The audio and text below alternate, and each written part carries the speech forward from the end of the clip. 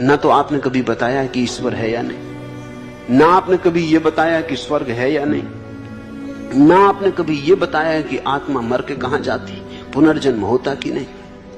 इन बातों के उत्तर दें। बुद्ध ने कहा सुनो, अगर मैं इन बातों के उत्तर दूं तो तुम्हारे तक उत्तर पहुंचने के पहले मैं मर जाऊंगा और तुम्हारे समझने के पहले तुम मर जाओगे। इन बातों के उत्तर व्यर्थ हैं।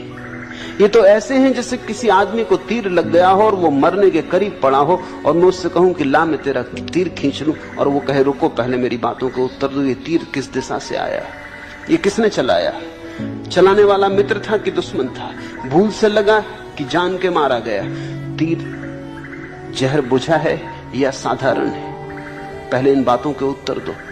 तो मैं उस आदमी को कहूंगा फिर तू मरेगा, मुझे पहले तीर खींच लेने दे, फिर तू फिक्र करना इन प्रश्नों की, अभी तो बच्चा। तो बुद्ध ने उस भिक्षु को कहा कि मैंने तुम्हें बताया कि जीवन में दुख है, और मैंने तुम्हें बताया कि जीवन के दुख से मुक्त होने का मार्ग है। मेरी देशना पूरी हो गई, इससे ज्यादा मुझे तुम्हें कुछ नहीं बताना। तुम्हारा दुख मिट जाए फिर तुम जानो, खोज लेना। ये बड़े सोचने जैसी बात है।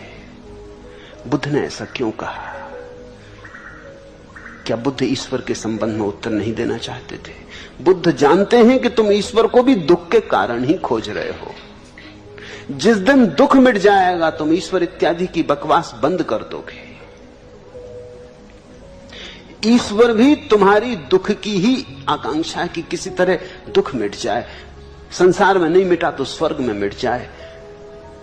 यहां तो मांग मांग के हार गए, यहां तो न्याय मिलता नहीं, परमात्मा के घर तो मिलेगा। लोग कहते हैं वहां देर है अंधेर नहीं।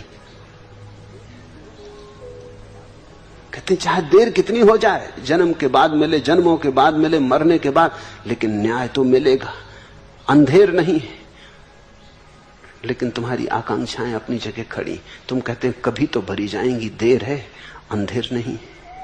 बुद्ध ने कहा मैंने दो ही बातें सिखाई, दुख है इसके प्रति जागो और दुख से पार होने का उपाय, साक्षी हो जाओ। बस इससे ज्यादा मुझे कुछ कहना नहीं, मेरी देशना पूरी हो गई। तुम ये दो काम कर लो, बाकी तुम खोज लेना। और बुद्ध ने बिल्कुल ठीक कहा, जिस आदमी का दुख मिट गया वो बिल्कुल चिंता नहीं करता कि स्वर्ग है या नहीं। स्वर्ग तो हो ही गया जिस आदमी का दुख मिट गया, और जिस आदमी का दुख मिट गया वो नहीं पूछता कि ईश्वर है या नहीं।